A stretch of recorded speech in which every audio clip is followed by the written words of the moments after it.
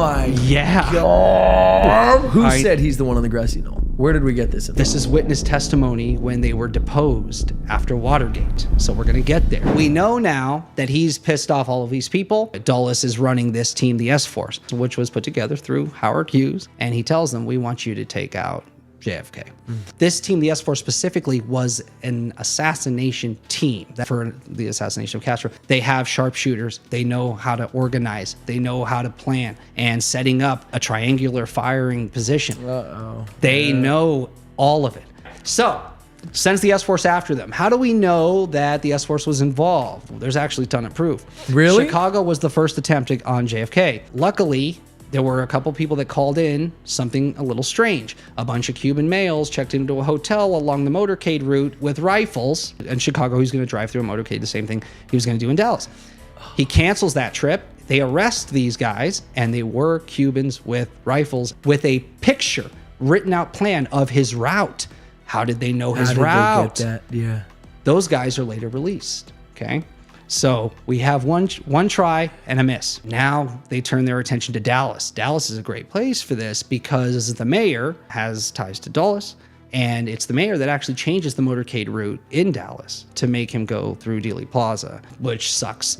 The day before the plot unfolds in Dallas, the night before, a few people go to Houston together. So Lyndon Johnson was vice president to JFK. So his own vice president and George Herbert Walker Bush, along with probably the Joint Chiefs and Allen Dulles, they were brought to a house in Houston and told what was going to happen the following day. So they had prior knowledge. So after this meeting that night in Houston, the rest is history. We know that it was a successful hit. It was a full-scale operation. The entire S-Force team was there that day. The actual shooter is named Roger Morales. He was the one on the grassy knoll, and he was their sharpshooter. Who said he's the one on the grassy knoll? Where did we get this info? This is witness testimony when they were deposed after Watergate. So we're going to get there.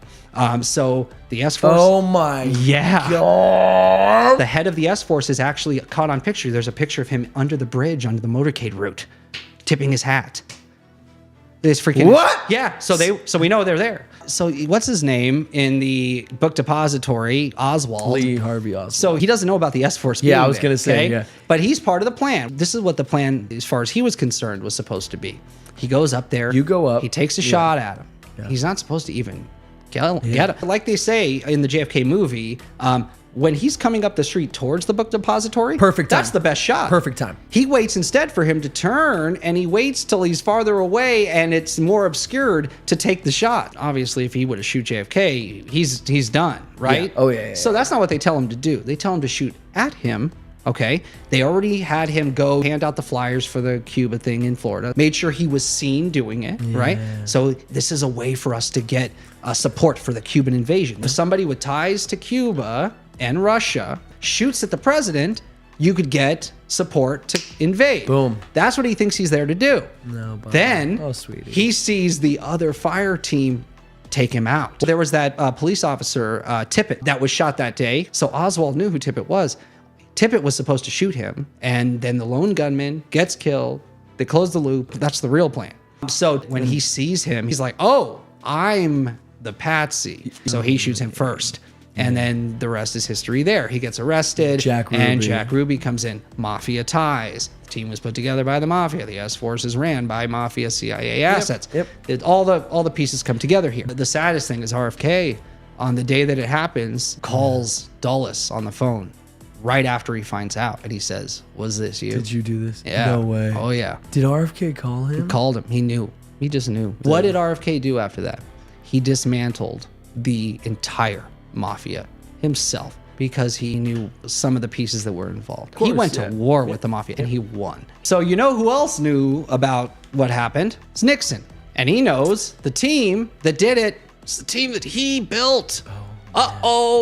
Now, why does the Watergate scandal happen? We're told it's because it was his own paranoia that got to him. What was he paranoid about? And who are the guys that go and do it? CIA. But not just CIA. They were Cuban. Cubans. Yeah, wait a second. So let's connect some dots here. There's a gentleman named Larry O'Brien. He works for the DNC out of the Watergate building. And he was the former liaison between the CIA and Howard Hughes. And now he's working for the campaign against Nixon. Now, if Larry knows anything about the S-Force and it's in that office, that could be it needs to be used done. to link Nixon to JFK's murder directly. Yeah. So it wasn't to find information. It was to get their own information out of the fucking building. So who does he send? He sends the S-Force because they're the only ones that can know because what they're they looking already for. know what happened. Yes. So of course they know what to look for. Exactly. That's it. They have to know what to Holy look for, and shit. it can't be anybody else because you don't want more people to know about this. So he sends the same team, the S-Force, in to do this. Yeah. And they're arrested, so we know that that's who was sent. Yeah. But he also sends a wiretap expert to tap Larry O'Brien's phone. That's why they're there, is to look for this information. Any ties between Hughes, the S-Force, Was it and just Nixon. his phone? I thought they were trying to tap like the whole building. The guy that actually does the wiretapping, he feels like he was sold out because he wasn't read in on the other part of the plan. He knew nothing about the S-Force. So he becomes a witness later on in the Watergate investigations. And that's how we find out who these key players are. Yeah. He tells everything that he knows. And when you look at who was arrested, they are the Cuban exiles that worked for CIA. They're CIA assets. And this means that they're part of this clandestine team that Nixon had put together with Howard Hughes all those years ago. So he was scared to death of this information coming out. And that's why he sent that team in to the Watergate building. Okay, so Nixon sent in the people who basically were part of the JFK assassination to go and take information linking them to the JFK assassination from Watergate. He was scared to death because this guy's now his opponent.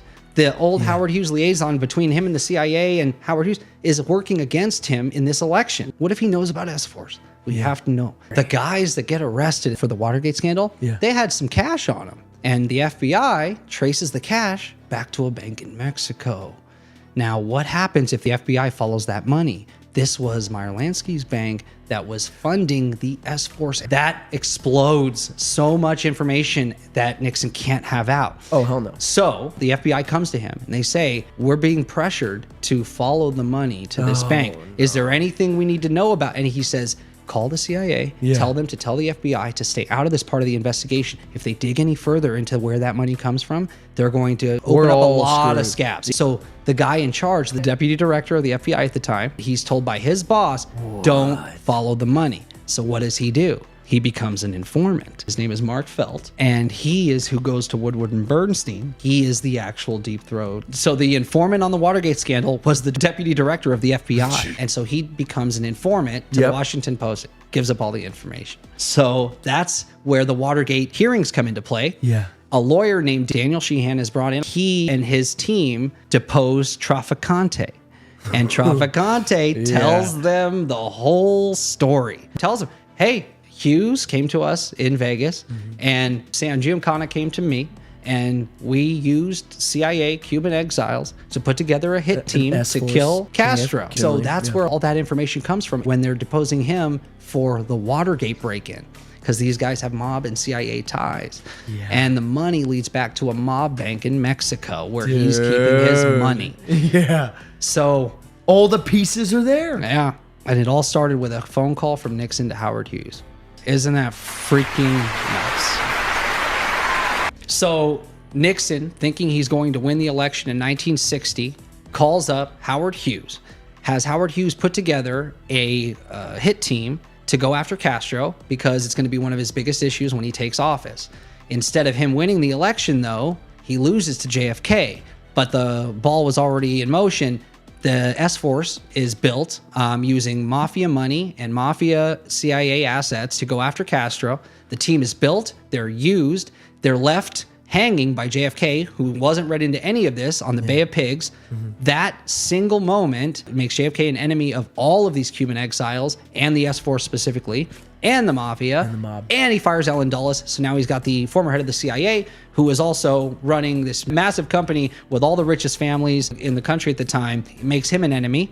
And then he decides he's going to dismantle nuclear weapons, which makes these people feel that by taking him out, they are actually saving the country by taking out JFK.